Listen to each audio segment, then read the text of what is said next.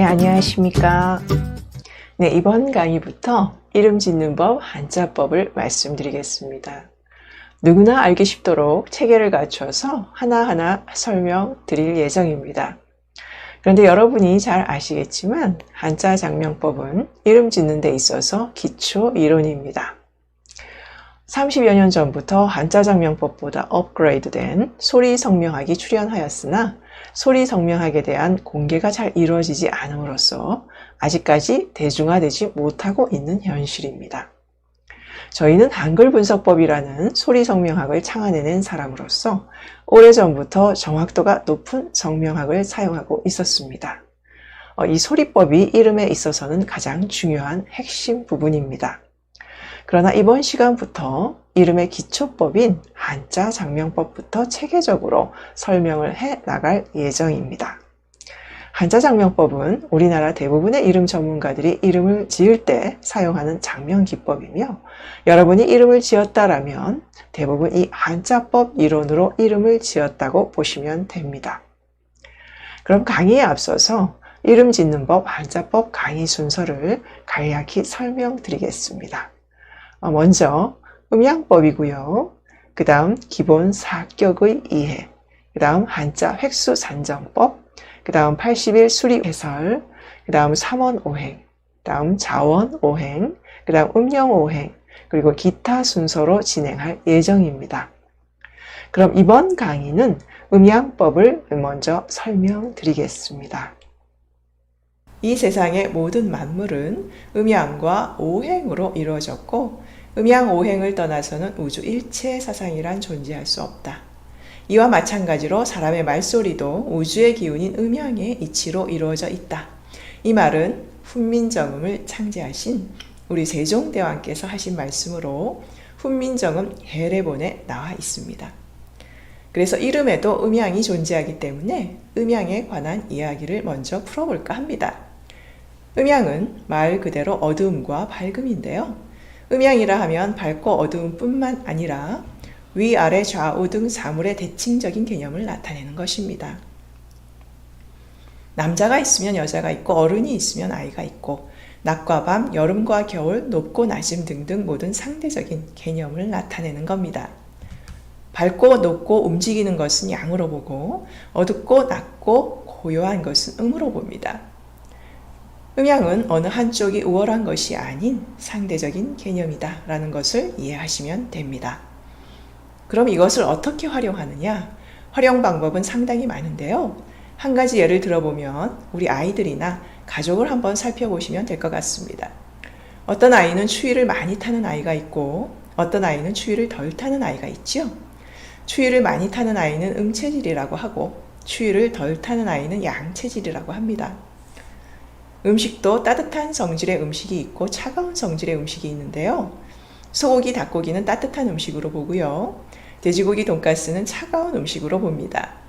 몸이 차가운 음체질의 아이가 찬 성질의 음식인 돈가스를 계속 먹으면 어떻게 될까요? 위와 장의 병이 발생하게 될 것입니다. 약을 먹으면 일시적으로 좋아는 질 텐데 또 돼지고기를 먹으면 다시 병이 발생할 것입니다. 그럼 근본적으로 치유를 하려면 어떻게 해야 될까요? 차가운 음식보다는 따뜻한 음식을 먹어야 되겠지요? 돈가스 대신에 소고기나 닭고기를 먹어야 됩니다. 음양은 이렇게 활용하는 것입니다.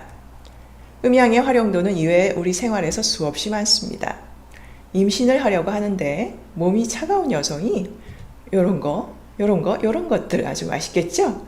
그런데 이런 찬 성질의 음식을 먹게 되면 임신이 어려워지거나 임신 중이라면 태아가 위험해질 수도 있는 것입니다. 그래서 지금 여러분이 배우고 있는 이 학문은 자연의 섭리를 배우는 학문입니다. 음양과 또 앞으로 배우시게 될 오행, 즉 음양 오행은 많은 부분에 접목이 됩니다. 의학에 접목을 한 것이 한의학이고요. 사람에게 적용을 해서 사람의 생년월시로 사람의 기질과 환경을 알아내는 것이 사주명리학이라고 하는 거고요. 이름에 적용을 하면 성묘학이 되는 것입니다. 그런데 우리 몸도 자연의 일부죠. 그래서 우리 몸 또한 음양 오행으로 이루어져 있습니다. 음체질, 양체질 이런 말 하죠. 또 오행은 나중에 다시 배우시겠지만 목화토금수를 오행이라고 하는데요. 우리 몸에 비유하면 목은 간을 나타내고요. 심장은 화, 위는 토, 폐는 금, 신장은 수의 기운입니다. 그래서 자연의 일부인 나를 알기 위해서는 먼저 이런 공부가 필수가 돼야 되겠지요. 그래서 이름 공부는 자연의 일부인 나를 알아내는 공부이고 또 나를 변화시킬 수 있는 공부입니다. 자, 이제 음양 예제들을 보면서 음양 설명을 드릴까 합니다. 자, 여기 음양 공식들이 있는데요. 남자와 여자 중에 누가 양일까요? 네, 남자가 양입니다. 해와 달 중에는 여러분 다 아시겠죠? 밝은 해가 양입니다. 하늘과 땅 중에는 하늘이 양이고요. 낮과 밤 중엔 당연히 낮이 양이겠죠. 그럼 여기에 13579, 24680 숫자가 나오는데요. 이 홀수, 짝수 중에 어떤 것이 양일까요? 제가 강의에서 여쭤보면 이거 많이 헷갈려 하시는데요. 이게 이제 이름에 적용이 됩니다. 홀수가 양이고요. 짝수는 음으로 봅니다. 그럼 이제 이름 하나를 예제로 보면서 한번 살펴보도록 하겠습니다. 여기 보시면 이름이 나오는데요. 김경인이란 이름이 있고요. 김정인이란 이름이 있고 이상민이란 이름이 있습니다.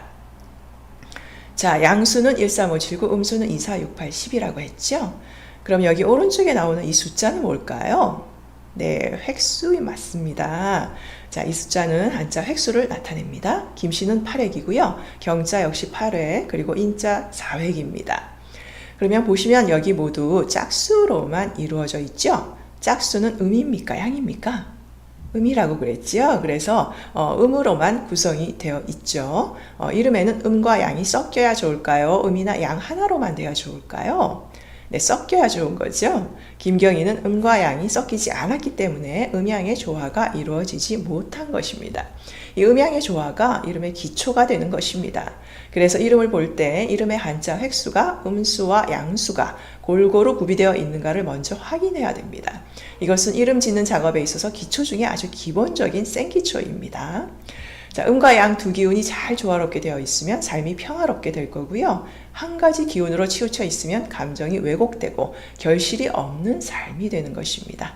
그럼 김정인 이름을 또 보면 김씨는 역시 8획이고요. 정자는 5획, 인자는 4획인데요. 음양이 조화롭게 됐나요? 자, 양, 음이지요? 네, 조화롭게 됐네요. 그 다음에 이상민 이름은 어떻습니까? 이씨는 7획이고요. 상자는 9획이고요. 민자는 9획입니다. 그럼 양으로만 되어 있죠? 그럼 음양이 조화롭지 못하다라고 보는 것입니다. 그럼 또 예제로 음양의 좋은 배열과 나쁜 배열의 사례를 보면서 다시 한번 살펴보겠습니다. 자, 여기 김민수라는 이름을 보면요. 획수가 8, 9, 7 이렇게 되어 있죠. 8은 음이고 9는 양이죠. 그리고 7도 양이죠. 그래서 양 이렇게 해서 아주 좋은 배열로 되어 있죠. 그리고 이시영 이름을 보면 이씨는 7획이고 씨는 8획이고요. 영자는 16획. 이 끝수를 본다 그랬죠. 그러면 양, 이렇게 돼서 아주 조화롭게 배열이 되어 있어서 좋은 배열로 보는 것입니다. 다음 나쁜 배열은 김씨 8획, 그리고 선자 12획의 끝수 2는 음이죠. 그리고 희자는 16, 끝수 6은 음이죠. 그래서 음으로 조화롭지 못하기 때문에 나쁜 배열이고요. 그리고 이상민 이름은 아까 보셨지요? 양으로만 되기 때문에 나쁜 배열로 보는 것입니다.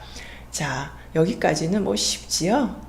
네, 그럼 이번 강의는 이름의 아주 기초법인 음양까지만 하고요. 처음 강의니까요. 이제 다음 강의에서 이름풀이에 바로 들어가면서 이름을 함께 풀어보도록 하겠습니다. 그러면 잠시 쉬셨다가 다음 강의에서 뵙도록 하겠습니다. 수고 많으셨습니다.